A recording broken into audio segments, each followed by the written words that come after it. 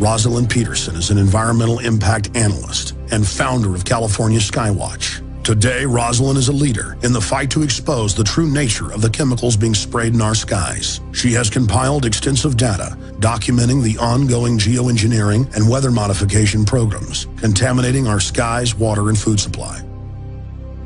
My name is Rosalind Peterson, and I was born and raised in Mendocino County in California. I was on a working farm in Mendocino County and grew up on a working farm. So I have a background in agriculture. I could drive a cat tractor. I could do the irrigation systems. I decided to take environmental studies and planning course at Sonoma State University, where I got my degrees. After some training, I became an agriculture crop loss adjuster, which meant that if there were any crops that failed in California for any reason, crop loss adjusters were sent by the state of California to go investigate where these crop losses were and why there were crop losses throughout the state. So I was traveling about 50,000 miles a year in this process from county to county, assessing what kind of crops, what kind of damage they had, and looking into the reasons for the failure itself and how much value the crop was that was lost at that particular time. And then if there was a crop loss that was legitimate, then ranchers or farmers could be paid crop insurance for the loss of their crops. In '98, I began to notice just a little bit of tree decline on the property here. I began to notice that some trees didn't look as healthy, and I started to worry about that just in the background as something that was nagging, because I was concerned about losing the beautiful trees we have around here. Then in early 2000, I began to notice that I would see jets, and they would leave these little tiny trails, and then the sky would white out after that. And I was always irritated because our skies used to be so crystal clear and blue and gorgeous, and all of a sudden you would see these jets, and I kind of thought of them almost as joyriding, and when they were, or skywriting, and when they did this, then the sky would haze over. And so I found myself, when I was teaching tennis and being outdoors all the time, or traveling for work, that I was irritated a little bit about the idea that the skies were hazed over a lot. So that was the first inkling. And then in 2002, I was working for the Mendocino County Probation Department. I was on a lunch break, and a friend of mine stopped me and dragged me into his office and said, "What do you know about this?" And I said, "Nothing." And so he said, "Well," he said, "look," he said, "I want you to know that something strange is happening here, and I'm really concerned about it. My brother, who's in the military, is concerned about this and has called me a couple of times to say he was concerned that there was something here that was going on that was not quite right." He couldn't go any further, but he did take me outside that lunch hour and say, "Today is a really bad day." And that's when he really brought my attention to watching the jets, and how the jets would leave a small trail and then it would expand into these huge plumes. And at that particular juncture of time, that day, I was in and bought a pair of binoculars after work and a camera, and I started taking pictures and watching what was going on. And that day I had never seen so many jets flying in so many directions, leaving so many huge plumes that turned into the, small trails that turned into these huge plumes in my life. And I knew that something was wrong. And that started me investigating what was going on. In the beginning, when I first began to see, notice the jets, I would see one, and then I would see some white haze. But I never did take notice of, really any notice other than some irritation when we hazed out. However, I can say that when I saw this particular day and I began to pay attention, I could hardly drive straight, and I had to pull over all the time just to be able to look at these jets and say, look, this is not normal. I think that there were a lot of jets flying that day because there were many going in the same direction, leaving parallel lines. And in subsequent days, I would see many jets flying where the lines were parallel, and there would be 5 or 6 or 7 or 8 all leaving trails at one time. And I thought that that was really peculiar, that there would be so many. Later, I think that there were fewer jets, but that they would circle the county.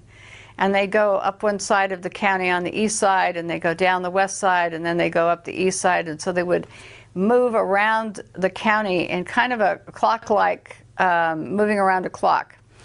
Later, we discovered from talking to people in different counties that they were looping out over the Pacific Ocean and then coming back in, and they were doing these huge loops.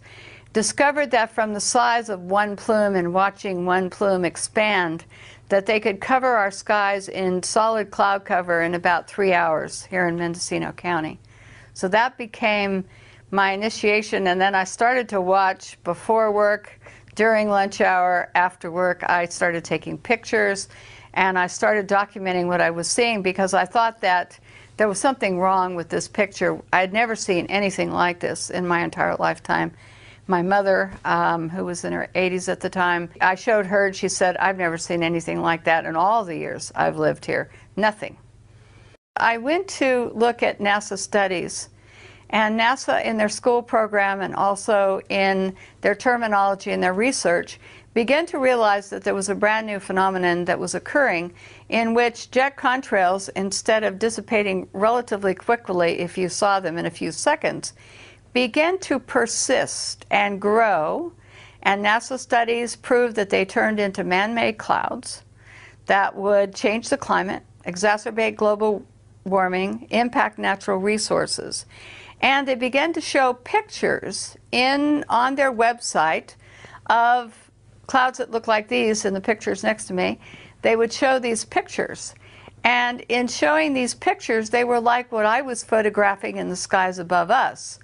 So I realized that there was a great deal of interest by many agencies and universities into looking at these and what effect they were having on the climate, what effect they were having on raising humidity, what effect they were having on, in other words, what was going on with these that had changed, why they were persisting. But what happened was that they never did in any of their investigations.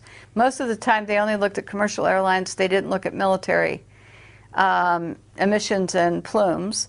The second thing that they never did is they never took into account that there might be something environmentally unsound about having our skies covered over with these clouds in the beginning. They just noted them, but they never addressed if anything was being sprayed or what changes in the jet or jet fuel or anything else was causing them. They scrubbed all that documentation, so all they did was identify them as persistent jet contrails. In order to gain some sort of credibility and be able to speak at the United Nations and speak at other areas, if I had used the word, for example, chemtrail, the United Nations would not have invited me as a keynote speaker, because then I would have been talking about something that was listed on all these websites and by the Air Force, by NOAA and NASA as a hoax. So you don't gain the credibility of anyone or any group or agency when you just use the term. So it didn't behoove me to use it, and so I refused to do so. NASA, first of all, in the late 1980s, initiated a schools program for children K through 12. And they started in some foreign countries, and then they brought the program to the United States.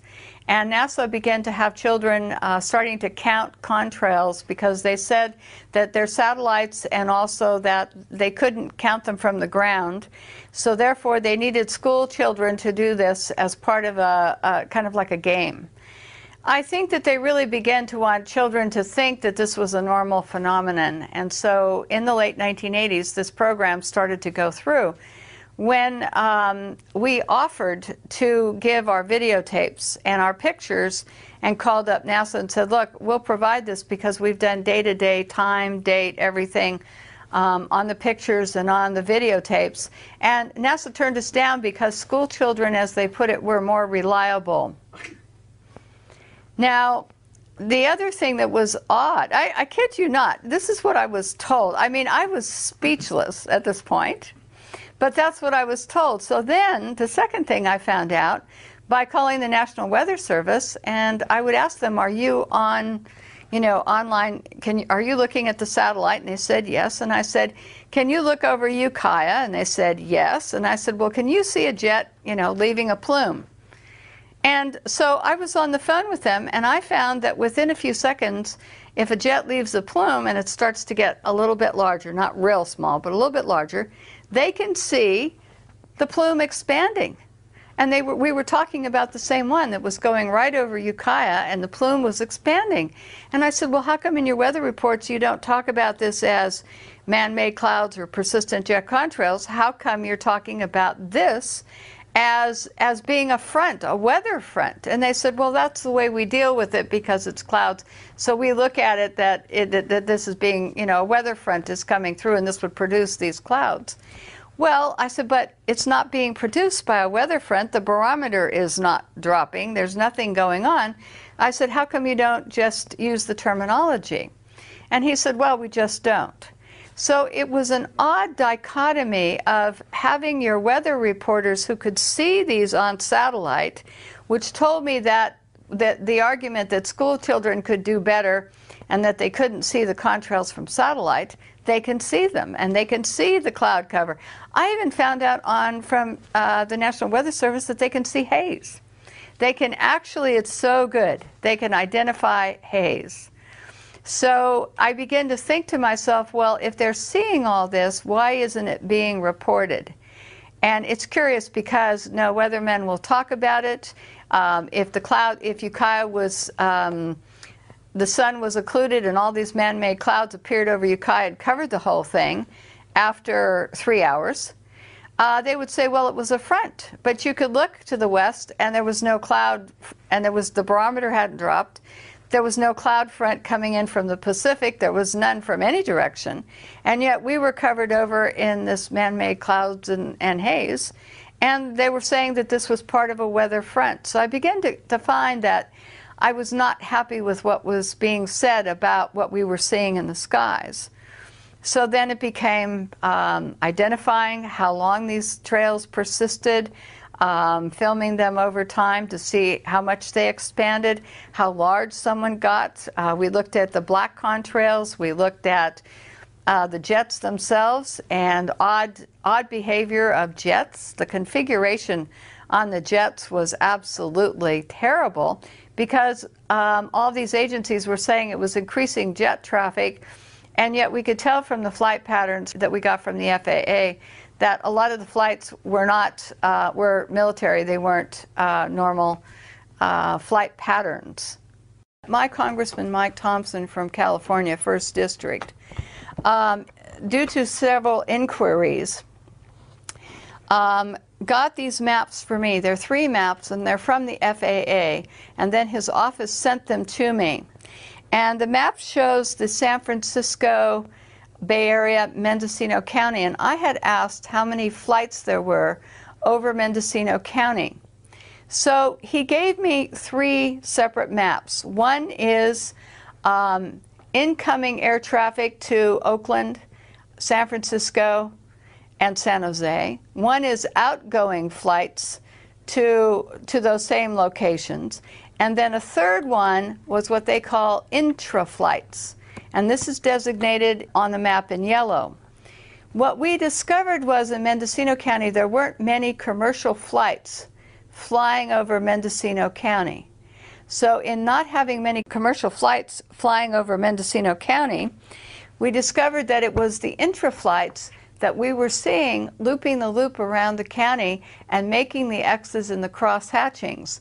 And from these maps, I first learned about intra-flights, and I also figured out that commercial airlines were in trouble.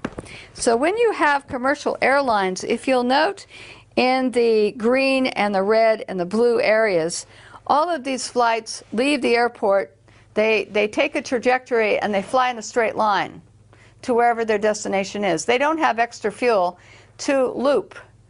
The yellow ones, however, they do the loop around the county, and they have a few planes, not very many, but they can do many, many loops and back and forth crisscrossing.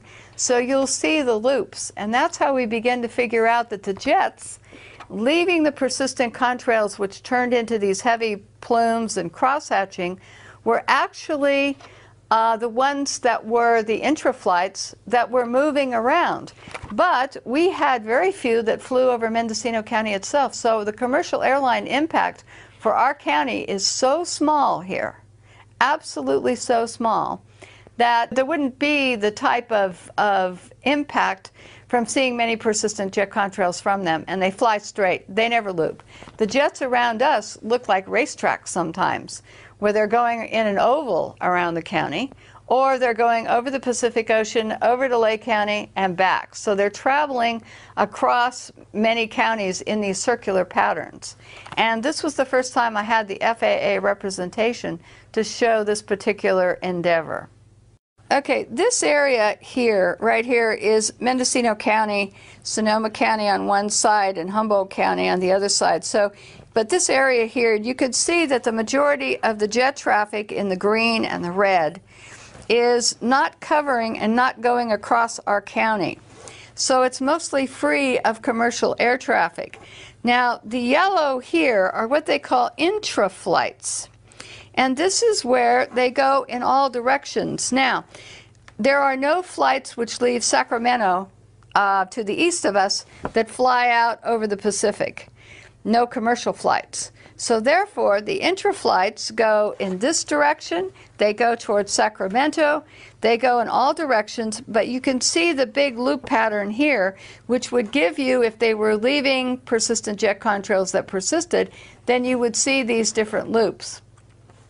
Other jet patterns loop around the county like this. So we started to see that from this map, we learned that intra-flights couldn't possibly be commercial airlines because they'd be using so much fuel and they'd be off their schedule. And so because when you get on a flight, they say so much time and you go straight. You don't loop and loop and loop unless there's a weather problem at an airport or something. But this is way too far away for them to be looping into the San Francisco Bay Area, which is way down here. So, and these loops are way out of their range for being in any type of feeding pattern to San Francisco, Oakland, or San Jose. So this is when I first learned about interflights, but this is also when I confirmed that there wasn't much air traffic over Mendocino County. So this made us unique in being able to look at the phenomenon of persistent jet contrails and know that when the jets were going in certain directions, it wouldn't be any type of commercial patterns. So that's why we knew that the big jets flying, and the big ones we really saw all of the time, many of them unmarked or not clearly marked, were a part of this interflight pattern that you can see on this map. Persistent jet contrails that persist and stay in the environment for up to 20 hours. This is like geoengineering. It means that you're artificially, man-made in some way, changing our environment. You're adding particulates, you're adding something to the atmosphere, and it's more deliberate than not, but what you can add is you can add particles and chemicals. Weather modification is geoengineering, making it rain somewhere where it normally wouldn't. So we have all of these things where we talk about geoengineering. The interesting part of geoengineering is that it's now being proposed as a way to put particulates in the atmosphere so that we can stop the direct sunlight from reaching the Earth. It means that they could add particles, iron particles to the ocean. That's another form of geoengineering. In other words, when you have jets that change the climate, that's another form of man-made geoengineering. So geoengineering means something that you're going to do in the atmosphere that would not normally be happening on any normal type of basis. In other words, a volcano would be normal. The particulates coming up from a volcano, for example, would be a normal phenomenon, and then we would take whatever consequences comes from that. However, when you start taking and talking about, as Holdren is, he's Obama's science advisor, talking about taking care of global warming, in other words, by putting particles in the air, like sulfur or some other particles, then that means that we're going to take some action where we're going to try to interfere with some normal processes that are going on. And the problem with this, for example, with sulfur, is that sulfur, in the sense of it, we took it out of diesel fuel in California in 2006. And we said we have to clean it up because kids get asthma from sulfur, lots of health problems associated with too much sulfur in diesel fuel. We take it out of diesel fuel, and then someone comes along, like Paul Crutzen, and he says, we're going to put it up in the atmosphere to obscure the sunlight so less sunlight reaches the earth, and therefore that will cool us down. But what about the health effects? If you have to take it out of diesel fuel, then my question is, why are you going to put up something that's not helpful into the atmosphere and try to change the process that we live under? And that's what geoengineering is. It's taking something and you're going to artificially induce something into our environment that's going to change for some reason. For example, stopping global warming or slowing it down. Let me go back to 2006 in November. NASA Ames in California had a meeting of geoengineers from all over the world. It was a big meeting. It went on for a week, and it was not open to the public. During the course of this meeting, they were talking about these different geoengineering projects that they were studying. These were university professors, different people, and there was many proposals that were put forward at this meeting. I was lucky enough to be present at the one-day public event that they had on this meeting, where several of the scientists and college professors spoke at this meeting with regard to geoengineering.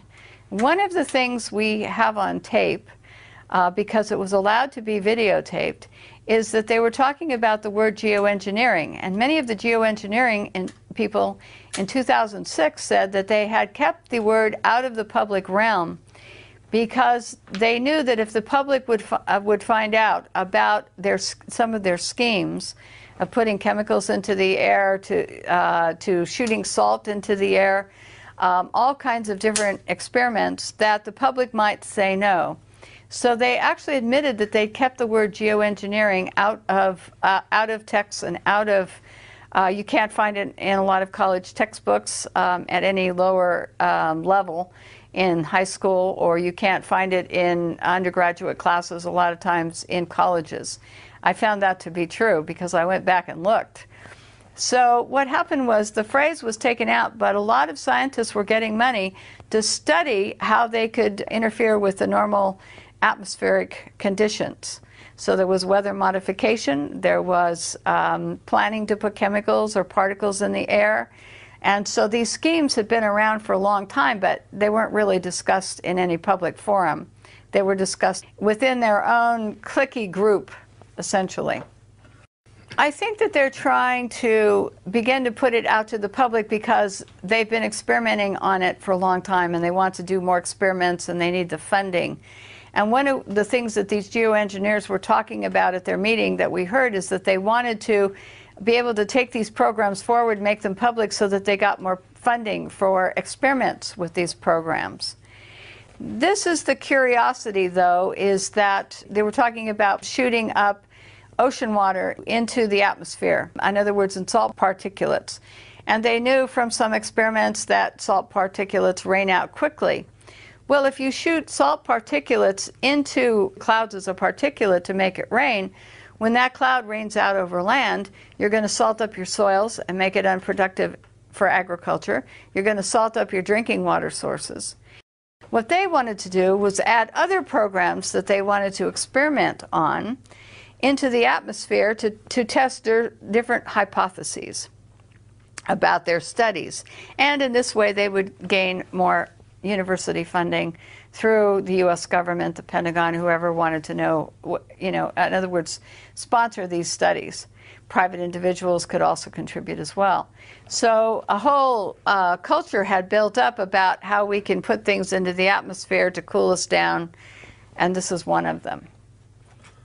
I went back and I knew from previous experience working within the California state government that all drinking water tests for every drinking water source in the state of California, now anything that's a winery, anything that's used for public consumption with so many people except for private wells, all drinking water sources, every district, every well, every producer of grapes who had a winery on his place and used well water, whatever it was, all had to test their water. And they have to do the tests that are required, hundreds of them, under the EPA. It occurred to me that if anything was being sprayed at any one time, if I could identify it, it might be showing up in drinking water tests. So there's a CD that's public, it's free of charge. Anyone can buy it. It's got about 18 million bytes of data on it. And you can go up and you can get one, or you can email the state. They'll send you one immediately within 3 or 4 days. And you can look at every drinking water test taken since 1972 in the state of California.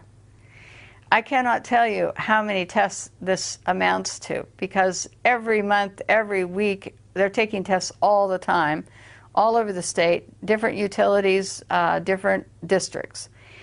I went back and looked at spreadsheets of every county, city, state, whatever, and I tried to determine from looking at all this data if there was anything that looked unusual.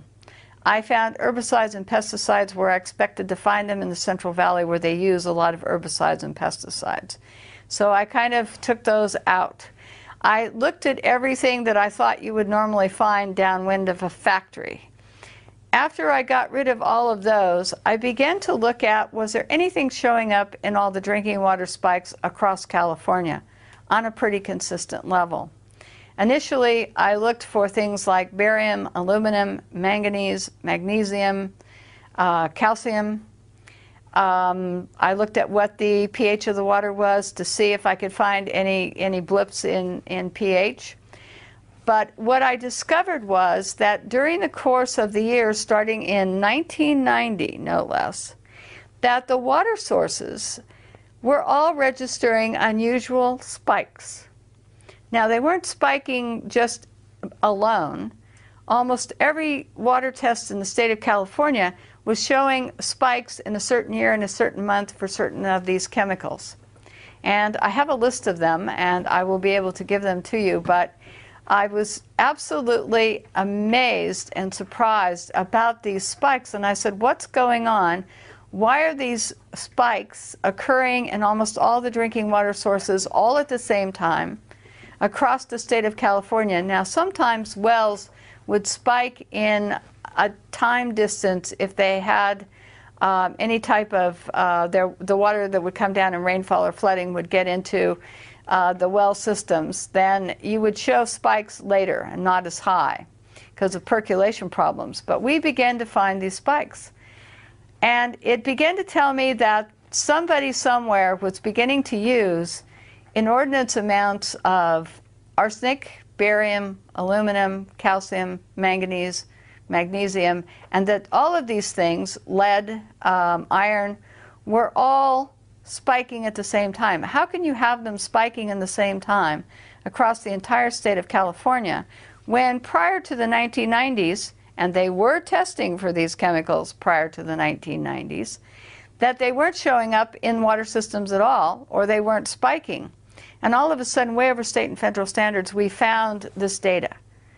A friend of mine took and graphed every single water district, every single piece of data, and we now have a graphing program so we can look at any water system in California, and we can determine if they were spiking in unison with any other water system across the state of California.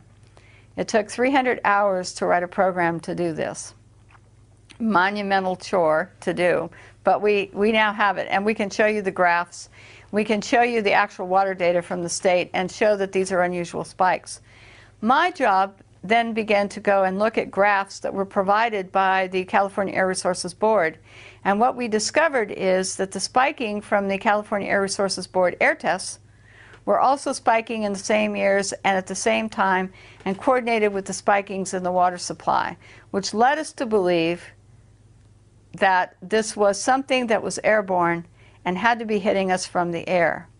Now, the California Air Resources Board did do a number of tests to see if any of these chemicals over time, and they weren't doing it because of us, they were doing it out of curiosity, but they did run some tests to see if any of these chemicals were coming over from China.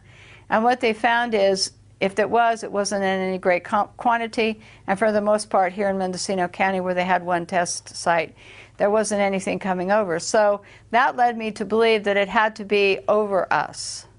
Something had to be happening that was happening here versus maybe somewhere else coming in from the Pacific.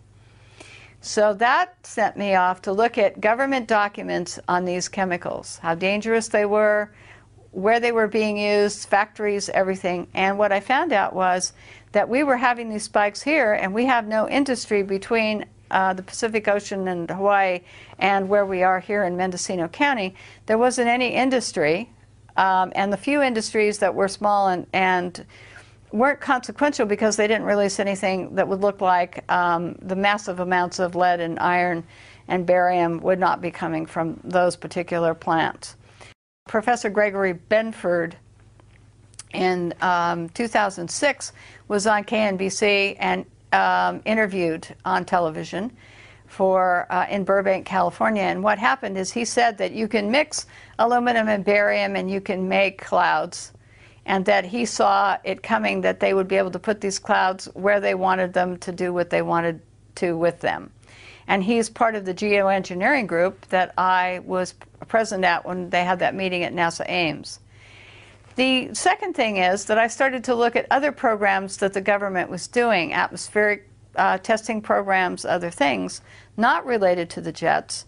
And I began to find that these chemicals were being shot up on the space shuttle and shot up on rockets, and that they would send canisters packed with sulfur hexafluoride, which is a man-made chemical which exacerbates global warming, barium, aluminum, trimethyl aluminum, strontium, lithium, and they would send the canisters up, release them at different levels in the atmosphere, and to do ionospheric testing they would superheat them till they exploded, and then they would do these chemical reactions, much like explosions you would see from light shows and things like that. You'd have this big explosion, and then you would go through and these chemicals would blow up and intermix. So the barium, I began to think that were these coordinating, these atmospheric tests, were they coordinating with the spikes in California and other areas? And I believe that from some of the data that I looked at, trying to correspond the dates of the tests, when they were done, and also the water data and the air data, I think that some of these could have actually added to the water pollution in the state of California airborne, because this would come down. Now, a lot of people have associated the jets with releasing different types of chemicals. I do know from the EPA that there's a whole host of chemicals, jet fuel emissions, and they're highly polluting, just like automobile exhaust. Carcinogens are involved in them. They deplete beneficial atmospheric ozone. They have crop damage associated with them. Some of the chemicals are involved in short-term memory loss, other things. So we do know that in this plume, it's not benign water vapor and ice crystals. But I could never find any documentation which would say that anything else was being sprayed. And with all these other chemicals being used in other government programs, it would be very hard to make a correlation unless you actually got into the plume and took a test. But since most of the planes that are leaving these big, huge plumes are military airplanes, you can't fly in that airspace. Pilots would be arrested, and it would be extremely dangerous to get into that airspace under Homeland Security rules and regulations to be able to take the test. So having to take a test at altitude and in other areas, it makes it very difficult. The government has not expressed any interest, nor have elected officials, in actually putting the subject to rest by testing these plumes either. So what they do is NASA, NOAA, a lot of studies, university studies, they look at these plumes and say, yes, these are man-made clouds. They don't say how they turn into man-made clouds, if it's chemical or whatever. And then they discuss the fact that in these clouds, that it's causing certain types of problems, covering us in cloud cover, dimming the sun, and then it's changing our climate and negatively impacting natural resources. The spiking in these chemicals, the state of California and all water districts across the United States and the EPA all require water testing, and they test for chemicals in the water that are hazardous to human health in some way. If they figure that a chemical is not hazardous to human health or animals, etc., they normally don't test for it. But the minute that they think that it's going to get up above a certain level that it would be injurious, they test for it to make sure that they try to keep it below that standard or to keep it out of our drinking water supplies altogether. So the concern is that when we're seeing these spikes, overstated health, when they go up above any acceptable level that the EPA has put in place for these chemicals, we know they're dangerous. They're going to have a human health impact. And they're going to have a human health impact on animals, humans, anybody that is coming in contact with these chemicals. So this is what we know, is that the EPA and all these government agencies wouldn't be testing unless there was a problem. What impact they're going to have is each chemical has a different property to it, and they have synergistic effects. So it's hard to say that if you are exposed to a whole source of chemicals, what the synergistic effect. In other words, each chemical will have one property. For example, barium can raise blood pressure, just as one. But when you combine that with other chemicals, then what kind of reaction are you going to get? How much are you exposed to, etc. So we have that element of it. But persistent jet contrails, on the other hand, are changing our climate, and they're changing the agriculture part of what's going on with us. When you change the climate and you change the microclimates and you put in more cloud cover, you're going to lower crop production. And they know this from University of Illinois corn crop studies, that if you have normal rainfall but you have more cloud cover, crop production drops. In areas where you had direct sunlight mixed with normal weather, then you would have increased crop production. So just putting and saying that these are ice crystals and water vapor, it's benign in the environment, not true, because it can heat us up. It can change the amount of sunlight reaching the earth, so it can affect the health of crops, health of your trees, because without photosynthesis, trees and plants can't grow strong enough to produce. And you need all of this. So to say that we're going to cut off the sunlight by either geoengineering or through allowing these persistent jet contrails to keep persisting, what we're saying is we're changing our climate, we're doing a geoengineering project, and it's going to have consequences on our food supply. Any chemicals added would have consequences on our water supply. So there's a broad impact here. So whether I know what if jets are spraying anything in particular, what I do know is that they're already harming the environment, and that there's a lot of studies that talk about the impact in coming years will be tremendous. In some cases, they don't know what the effects are. They want to experiment, and they readily admitted that. That was one. Two, they want to be able to continue with their work, because that's job security for a lot of university professors. Three, several of them have stated, well, the public, we're going to be who the world turns to when global warming becomes this big problem. They're going to ask us to save the world. We're going to be the new stewards of the environment, and our programs are going to be the ones that will be initiated to save the world from global warming or whatever catastrophe. So therefore, we have to experiment now, get the funding and experiment now, or continue our experiments so that we are ready to be the new stewards of the environment. But the problem is, when you start putting up chemicals and you start doing atmospheric experiments, you start to impact agriculture, food supplies, watersheds. You start to impact everything that we depend upon for life on Earth. And what happens if their programs go awry? And when they were asked this, they said, well, then, it's just an experimental program. Well, if someone gets hurt or harmed, well, so what? Their attitude was very cavalier about this. And Professor Benford actually wrote a program about the Arctic, and they said in his article, he even said, well, if something goes wrong, why, it will wash out eventually in the long term. And if you have to sacrifice a few people or an area like the Arctic, then that's okay, because it's all in the realm of scientific study. So it's a fascinating article to read. I think it's actually the underlying cause of all of this, and some of the funding is military funding, because the military wants to be able to control the weather. The military has got an agenda that if they control the weather, they can control any country to make it do whatever they want.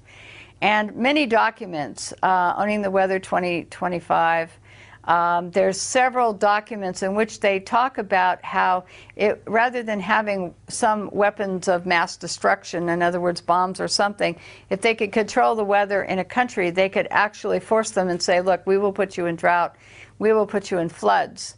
So some of the experiments with the weather modification and other things that the geoengineers are doing would mean that it would be a military application, and a lot of money comes from the military sector for this. I've looked at some of the universities, and I looked at the funding chain, in other words, who's funding these, because it has to be public, and we know that the military is also initiating programs and paying for funding. So when you look at the funding stream, you can see that it's private corporations, you can see that it's the military. So there's a lot of funding in there that's not coming from you and I because we couldn't afford it. And the big military budget is where there's a lot of extra money for experimentation. So that's where a lot of the funding. And then it's private corporations who will make money from these experiments going in and will produce whatever's needed to do these experiments. So that funding is coming in. It's like the CRES program, the CRRES, when they were sending up these canisters loaded with chemicals to superheat. Well, that was a NASA budget, that's the US Air Force budget, and then they do ionospheric testing. Well, how do we know what impact that had on the environment that protects us around the Earth? We don't really know. We just don't really know. The first thing that we started to notice about jets and these engines is they would leave a small contrail, very small. You would see it behind the plane, it would disappear within seconds and be gone.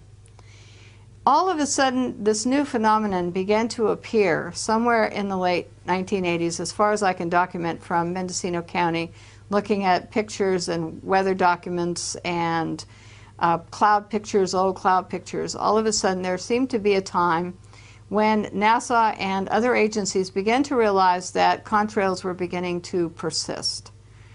So NASA started studying jet contrails, and they started to see that they were persisting for up to 20 hours. They could cover 4,000 square kilometers. So they could cover huge areas, one contrail this is. So NASA studies began to show that they were exacerbating warming starting in around 1975. They began to show that there was a new phenomenon which they didn't have before, had not seen before, where these contrails persisting rather than dissipating very quickly began to be something that they talked about, studied, etc. We don't know, in other words, why they began to persist. This is one of the curiosities here.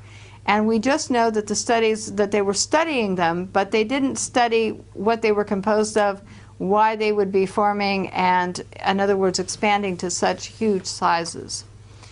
But my curiosity with NASA became that when they were talking about persistent jet contrails, they didn't talk about the fact that there were all these different varieties. In other words, one side of the jet having one type of contrail, the other jet engine on the other side leaving a different type of contrail. One would dissipate quickly, the other could leave a large plume. We had black contrails that we were seeing here. We had contrails that would turn into, it looked like toothpaste on a tube. And when you saw these, I call them toothpaste trails. When we saw them, what we noticed is that they would dissipate relatively quickly. They'd break up into unusual configurations. So what I did is, in order to have people understand that what they were looking at were different types of trails that had different dissipation rates or would turn into haze, and also that these contrails that we were seeing would turn into different types of man-made clouds. NASA just talks about jet contrails turning into man-made clouds in their studies, but they don't tell you about the brown clouds. They don't tell you about the different cloud configurations that these contrails turn into. So one of the things I did from my pictures and from videotape and looking at different times is I compiled this index in 2006 of some of the different types of contrails that we were seeing, and I named them. The reason I named them is people were telling me what they were seeing, but they had no vocabulary. So in naming them, People would tell me that they would see toothpaste trails, or they would see knots on a rope where you'd have a straight line with little bulges in it that looked like someone had tied knots in a rope. You would have black contrails. So this particular document, poster I created to put on the internet and to give to people so that they could see that this was different than anything that they had seen before. So when I started to document this, I took and I would find that there were things called bursts, where a jet would fly in leaving a contrail, and then all of a sudden you'd see this huge burst, no contrail leaving, but you would get this kind of configuration. And I go, well, what happened here? Why did this create a burst which then expands for miles and miles and miles over the sky above us? And why would this part of the trail turn into this type of configuration? So this was odd. So we had bursts. Then this configuration, on the same day we'd see other jets flying in, and it would leave bursts that look like this. And after a period of time they would turn into these kind of little cloud formations that would hang out in the sky around this bigger burst. Now other trails that would be left would be absolutely huge in configuration, and they'd start small, like up here. Every one of these contrails started very small. This is a fine line. But then after watching for a minute or two, we would figure out that it would turn into one of these other configurations. So some of them, we can tell right away, would turn into this type of a plume, which would turn into this white, in other words, kind of a cloud-like formation, but not a real cloud. It's a man-made cloud according to NASA, and it would cover the whole entire sky. So these configurations, if we saw anything that looked like this after a short period of time, we knew that this would cover the whole sky. Now, other configurations, knots on a rope, you'd have something that looked like waves. You would have what we call mushroom type of contrail, where part of the contrail turned into mushroom-like, it looked like mushrooms growing on one side of it, and the other side would not have that configuration. So the two sides of the jet engine would release a different type of plume, which would turn into, on either side of the jet, one plume could dissipate quickly, the other plume could turn into a different configuration. So we thought it odd. Then we'd have black contrails that would expand and expand like the white ones, but look like black. So we thought, well, what's being released that would turn black? So all of these contrails I put into this poster so that people could see the feathers and the different ones. And as this was on the internet, people began to say, we're seeing this type of plume today. We're seeing a twist, where it looked like there's a twist on one end and then this big plume would come up. So they could name the trails, how long they were seeing them. So when I talk to people from around the world and in the United States, we can discuss what type of trails that they're seeing, and then they tell me about more and send pictures of different ones. Now this one, this colorful one right here, almost looks like an aurora, and this type of contrail is usually laid out before we see this kind of configuration. Now without this, you can't see the color in the background unless you have the contrail here to show you what it looks like against the cloud. You can't watch the experiment or whatever's going on. We never saw anything like this when we were growing up. My mother, who first saw these when we were back first seeing this in 2002, said, never saw anything like this. We would have noticed. Somebody would have been taking pictures of this. Someone, see, it has to be new because there were no pictures of this. So this is why I invented this particular poster, just so that people could get an idea of the different types. Well, then what happens? Why would you get different types? And so the standard answer is, well, there's different atmospheric conditions. But then we found that one jet would lay a short contrail, another jet right behind it would be leaving one that turned into a huge plume, another one would leave white haze. So we're saying it can't be just atmospheric conditions, there has to be something else going on. Then we saw X's and stop and goes, where a jet like this would leave a plume and then all of a sudden it would stop. We saw spray apparatuses where there was a wingtip to wingtip spraying, so that you could see that there was spray coming off the entire length of the wing. Stop for a while, then start again, stop for a while, start again. So all of these things were going on, and we're saying this isn't just normal, something that we've seen since 1919, before we even had the equipment and no jet engines. So when NASA says they've seen contrails, for example, since 1919, not from jet engines because they weren't in existence. Many times in recent years, we have seen this configuration, this aurora-type configuration here. However, when you go back into recorded history, people have been taking pictures for a long time. People have been addressing this issue for a long time. And there would have been pictures somewhere in the 60s and in the 50s.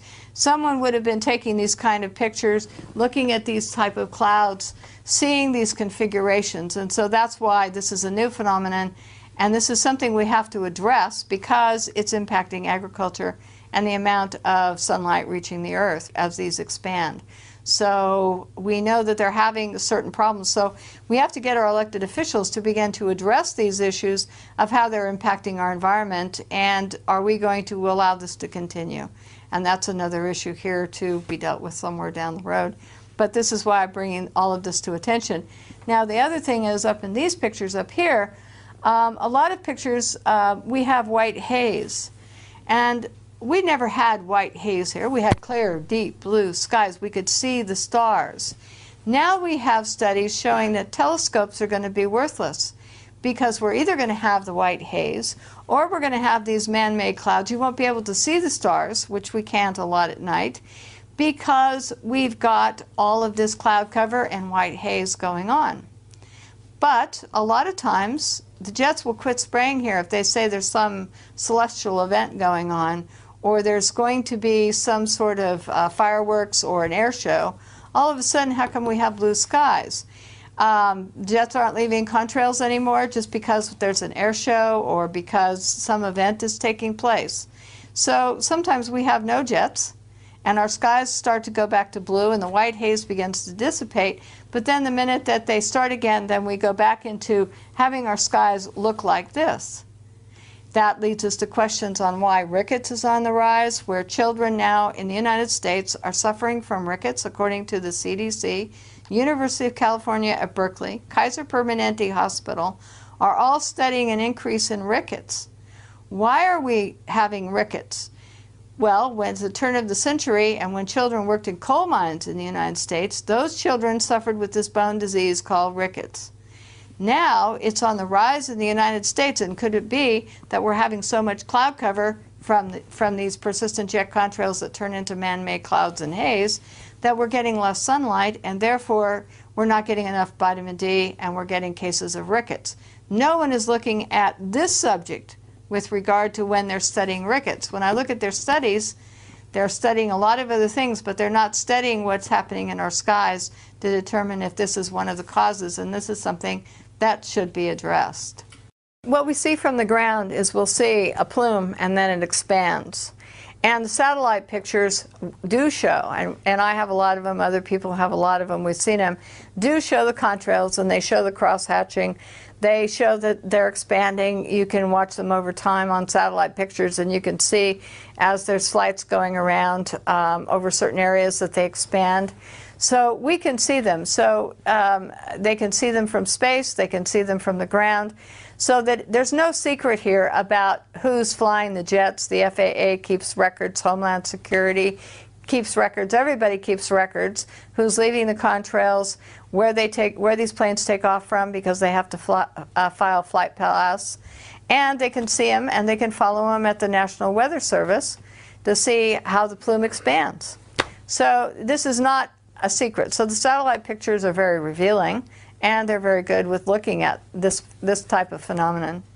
Global dimming just means that the amount of sunlight reaching the Earth is beginning to be reduced by cloud cover, by haze, by pollutants. So the studies have been going on for quite some time now, showing that the amount of sunlight reaching the Earth is being reduced. Now, the catch-22 here is, if we're already reducing the amount of sunlight reaching the Earth, then when the geoengineering community says we need to put particulates up and we need to put other things in the atmosphere to reduce the amount of sunlight reaching the Earth, we are already subjecting ourselves to global dimming from some of our activities and the jets. So wouldn't this cause a worse problem, because we're not cooling down, technically, because we're in a global dimming cycle, which is getting, the amount of sunlight reaching the Earth is getting less and less. So I have some questions about global dimming, and also about scientists putting more things in the air to stop sunlight reaching the Earth, because if you don't have the sunlight, then you don't have crop production as well. So human health decline, mentally, depression, all kinds of things can happen because we obscure the sunlight from reaching the Earth. Weather modification means that someone puts a chemical or particulate, something into the air to seed clouds to get them to rain out or to snow in areas where they may not rain out or snow if left on the normal weather cycles. So weather modification is done throughout the United States. Anyone can modify the weather at any time without any congressional oversight, no state oversight, for the most part, except for Texas has an advisory body. But people can go and modify the weather. They may or may not have to report to the federal government, NOAA, and if they have to report to NOAA, NOAA can probably waive any requirements for reporting, and that's why we think that we don't see a lot of ongoing weather modification reported in the eastern part of the United States, is because they may be waiving the requirement. We're not sure about this, but that's another level of investigation. However, documents that I obtained from NOAA, that all public record, anyone can obtain them, show that there's over 60 ongoing weather modification programs in the states that are marked in yellow. Now, I designed this because of NOAA documents, and documents from Canada and documents from weather modification companies who were openly talking about doing weather modifications in other countries. So the yellow part of this section is all ongoing weather modification programs. They can use rockets, small planes, large planes. They can use any method to ground-based applications, shooting things into the air. All these can be used in weather modification by companies or states or cities, private companies, private individuals. Anyone can modify your weather. Now, they don't need public consent, public permission. They can use any chemical that they choose, experimental or silver iodide, which has been around for a long time. And so all of these programs are ongoing. One weather modification can modify 184,000 square miles at one time, and that's bigger than the square miles of the state of California here. California is only 164,000 square miles, and yet one state is modifying 184,000 square miles. That's bigger than Idaho is modifying, only has 63,000 square miles, but they can modify 184,000 square miles. So the range that they're modifying is into other states over other areas. Now, you can have rain enhancement, snow enhancement, you can have hail suppression, they can dissipate fog, all kinds of programs are going on. But most of it is involved in putting rainfall or snow, more of it, or into areas where it doesn't usually get very much. So you can, the major impacts are agriculture, watersheds, tree areas that might be subjected to not getting as much rainfall, and once these programs are implemented, they can't control the end result. So you could get flooding, too much rain, not enough rain. Now, Wyoming, for example, here, decided in 2006 to put more snow into the Wyoming mountains than ever in recorded history.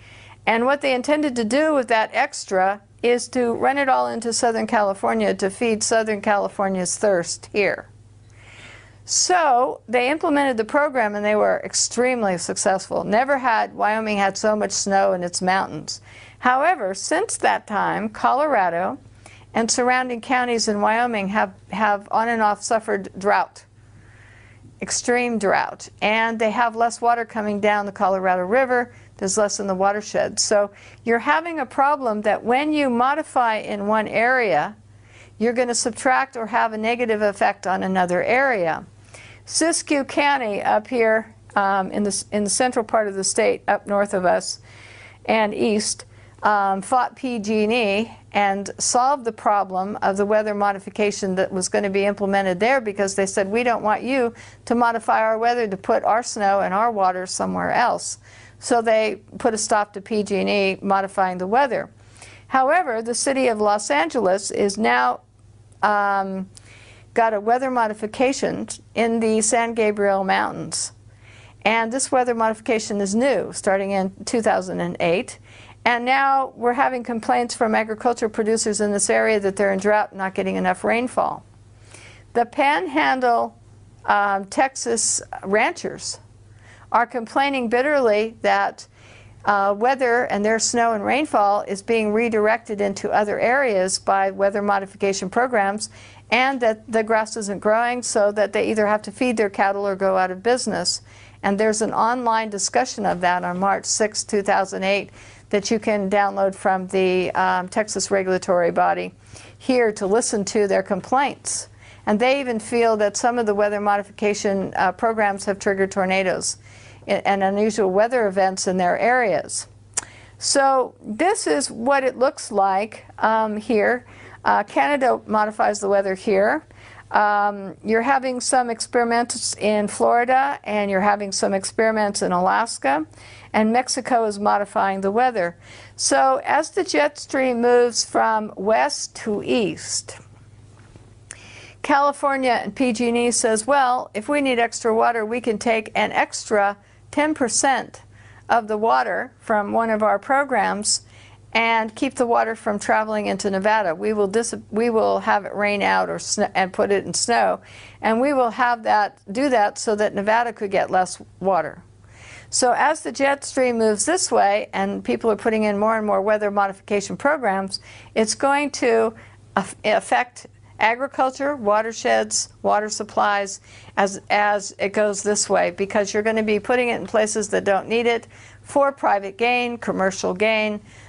Ski resort could have a weather modification over their ski resort, which might take water from somewhere else or snow from some other location. So we need to get Senator Kay Bailey Hutchison's bill, number 601, defeated this year, because it allows anyone to mitigate or modify the weather with very little definition of mitigation in order to do what? So, but all these government agencies would be allowed without congressional oversight or public consent to modify the weather. So what happens to crop production? What happens to normal climates? We can disrupt the microclimates. And we add to this the jets and NASA studies and IPC studies, lots of things, university studies showing that the jets are changing the climate.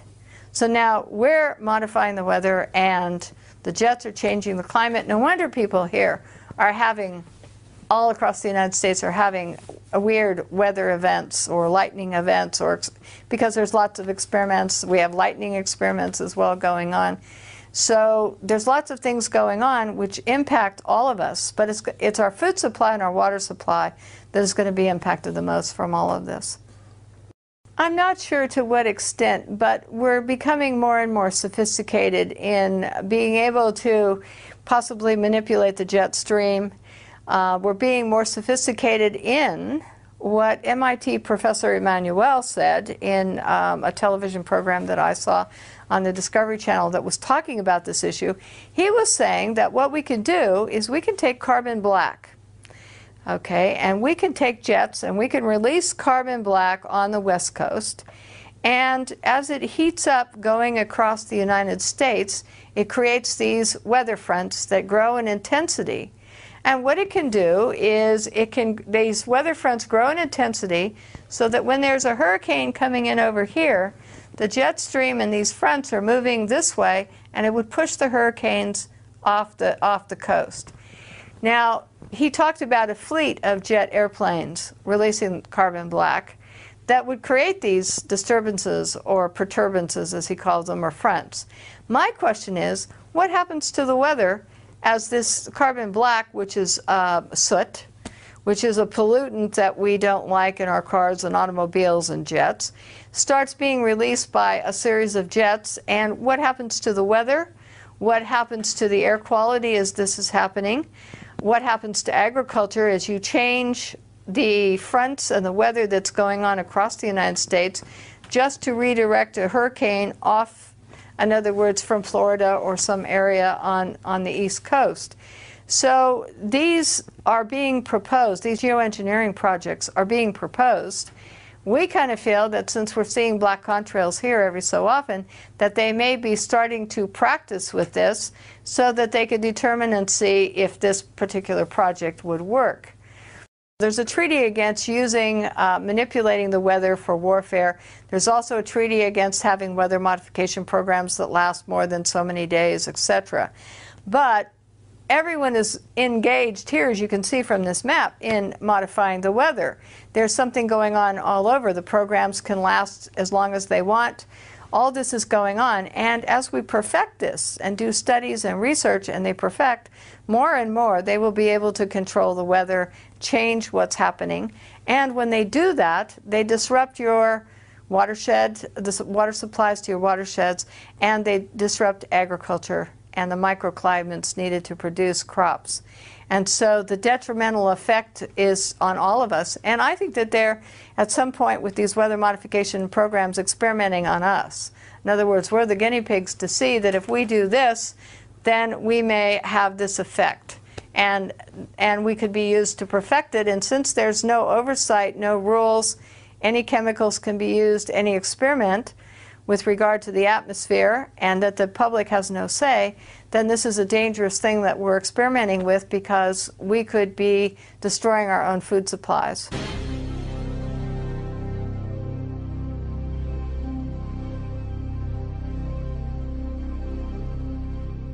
Visit Infowars.com and PrisonPlanet.com. When you're on the sites, you can also tune in 24 hours a day to my daily radio broadcast. There's also a free iPhone app to listen to the syndicated radio show when and where you want.